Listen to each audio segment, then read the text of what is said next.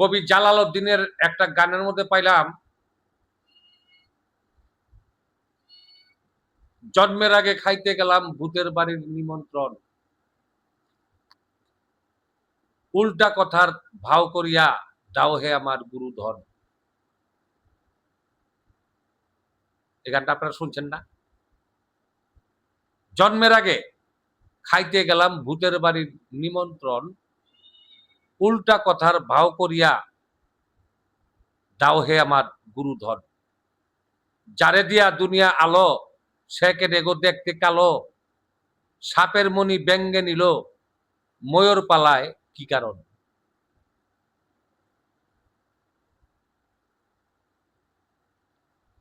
ভাইয়ের দেখা হইল পথে, বগ্নি যায়া উঠে রথে, অমাবস্যা পুণ্যি রাতে কোথায় লাগে চন্দ্রগ্রহণ? শিয়ালের সিং, সাপেরই পাও, গুরু আমায় নিয়া দেখাও, কবি জালাল বলে ভাও কইরা দাও, পাইনা কথা নেই পূরণ। উল্টা কথার ভাও করিয়া দাও হে আমার গুরুধন। এই একটা গান আছে না? এই গানের মধ্যে কি লুকায় রয়েছে এটাকে বুঝতে হবে। হ্যাঁ, খালি তো সারা জীবন গান শুনিয়ে গেলেন, গান গায়েও গেলাম, এটার ব্যাখ্যা সম্পূর্ণ কথাই তো উল্টা। যারে দিয়া দুনিয়ায় আলো, সে কেন গো দেখতে কালো। এখানে একটা কথা আছে। আবার বলছে জন্মের আগে খাইতে গেলাম ভূতের বাড়ির নিমন্ত্রণ। এটা অনেক উচ্চতরের জ্ঞানের কথা, যার বেশি জ্ঞান সে বুঝতে পারে। জন্মের আগে খাইতে গেলাম কেমনে? জন্মের আগে খাইতে গেলাম ভূতের বাড়ির নিমন্ত্রণ। মা হচ্ছে ভূত। আমার বাবার মনির ভিত্তে যখন আমি ছিলাম, মাথার মস্তকে বিজ্জুর আকারে, তখন আমি সাথেই ছিলাম। কেন? বিষ তো এটা মরে নাই, জীবিত। তখন আমি ছিলাম পানির রূপে, অচেতন ছিলাম। তখন আমার মা আমার বাবা যখন বিয়া শাদী হওয়ার আগে দেখাশোনা হয়েছে, তারপরে বিয়া হইল, আমার বাবায় চলনে গেছে, আমিও চলনে গেছি। আমার বাবা বিয়ার মধ্যে খাইছে, আমিও খেয়েছি। হ্যাঁ, জন্মের আগে খাইতে গেলাম ভূতের বাড়ির নিমন্ত্রণ। মানে জন্মের আগে মানে আমার তো আর জন্ম হয় নাই, আমি তো মাতার মনির মধ্যে ছিলাম। হ্যাঁ, ভূতের বাড়ির নিমন্ত্রণ, মা হয়েছে ভূত। এখানে হইল গানের মুখটা, এই কথাটা। এরপর আসেন,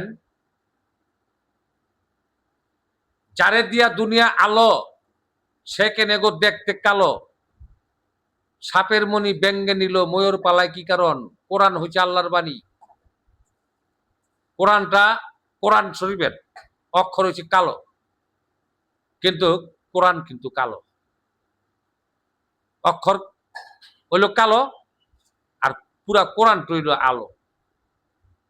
ওই যে বলে না যে কোরআন জলে ঘরে ঘরে আলো।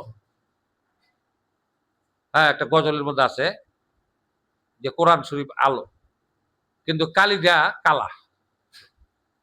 হ্যাঁ, যারে দিয়া দুনিয়া আলো, সে কেনে গো দেখতে কালো, সেটা হচ্ছে কোরআন। এটা হচ্ছে বাহ্যিক জগতের কথা। এবার আসেন, সাপের মণি ব্যঙ্গে নিল, ময়ূর পালায় কি কারণ? এটা আবার দেহতত্ত্ব কথা। এখানে দেহতত্ত্ব নিয়া, বাহিরের কিছু কথা নিয়া এই গানটা লিখছে কবি জালাল। সেটা হলো, আমার বাবা যখন আমার মার সাথে মধুর মিলনে গেল, তখন মধুর মিলন করতে করতে যখন এটা এই রতি বাসা যখন বের হলো, তখন নিস্তেজ হয়ে গেল প্রত্যেকটা মানুষের, সবাই। বাপও বুঝি না, মাও বুঝি না, ভাইও বুঝি না, মামা চাচাও বুঝি না, সবার বেলায় যখন নিস্তেজ হয়ে যায়, এটাই বলছে যে ময়ূর পালায় কি কারণ? কারণটা হচ্ছে তার বীর্যপাত হয়েছে। হ্যাঁ, যৌন মিলনে যখন নিস্তেজ হয়ে গেল, তখন মায় থাকে একদিকে ফিরা, বাবায় থাকে আরেকদিকে ফিরা। কেন এরা তো অচেতন হয়ে গেল। আর যে থুর পর্যন্ত রতি মাস না পাইরেছি, এ পর্যন্ত তো আমি চেতনই ছিলাম। হ্যাঁ, ময়ূর পালায় কি কারণ? কারণটা হইলো ওই যে নিস্তেজ হয়ে গেছে। এই হলো প্রথম গানের ছন্দের এই বাক্য গেল। এরপরে দ্বিতীয় অন্তরায় বলছে, ভাইয়ের দেখা হইল পথে, বগ্নি যায়া উঠে রথে, অমাবস্যা পূর্ণি রাতে কোথায় লাগে চন্দ্রগ্রহণ। হ্যাঁ, এখানে ডাক্তারের সাইন্সে এবং বিজ্ঞানের সাইন্সে বলতেছে প্রত্যেকটা মানুষের একটা কম 10 কোটি শুক্রকীট জন্ম হয়। প্রত্যেকটা মানুষের একটা কম 10 কোটি শুক্রকীট জন্ম হয়। যখন মধুর মিলনে গেলেন, তখন ওই রাস্তার যখন বীর্যপাত হলো, ওই রাস্তাটার মধ্যে ওটা হচ্ছে রথ। ভাইয়ের দেখা হইল পথে, মানে এটা রাস্তা, বগ্নি যায়া উঠে রথে।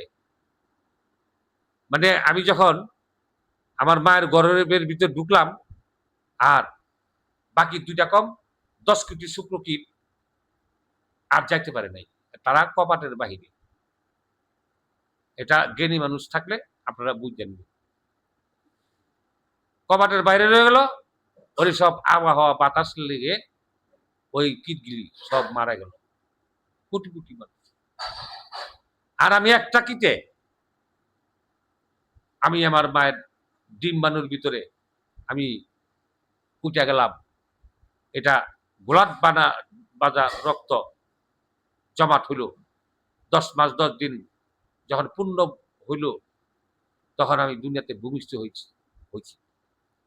হ্যাঁ, আর বাকি 10টা কম, দুইটা কম 10 কোটি শুক্রকীট কপাটের বাইরে থাইকা বাতাস লেগে সেটা মারা গেল। হ্যাঁ, ভাইয়ের দেখা হইল পথে, বগ্নি যায়া উঠে রথে। রথ হইল আমার মায়ের গর্ব। আর পথের মধ্যে তো দেখা হয়েছে, আমরা দেখলো গেছি, আমি সহ একটা কম 10 কোটি শুক্রকীট ছিলাম। অনেক মহিলার 2টা করে সন্তান হয় না বাবারা? কেন হয়? ওই 2টা কিট ঢুকছে, 3টা ঢুকলে 3টা সন্তান হইব, 4টা ঢুকলে 4টা সন্তান হইব, 5টা ঢুকলে 5টা সন্তান হইব।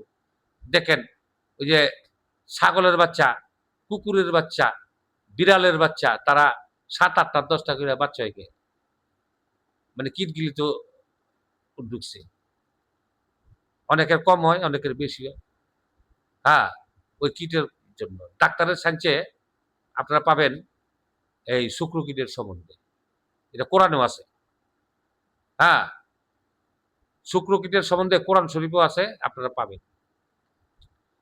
তো আমার অনেক লম্বা ভিডিও হয়ে আলোচনা হয়ে যায়। আমি গানের এই 2টা ছন্দের মধ্যে আমি রাখলাম। আবার পরের ভিডিওতে, পরে যে ভিডিওটা করবো সেটা এখান থেকে আবার আমরা আলাপ করব। এ বলে আমার আলোচনা আমি এ পর্যন্ত রাখলাম। আবার পরে দেখা হবে। আসসালামু আলাইকুম ওয়া রাহমাতুল্লাহি ওয়া বারাকাতুহু।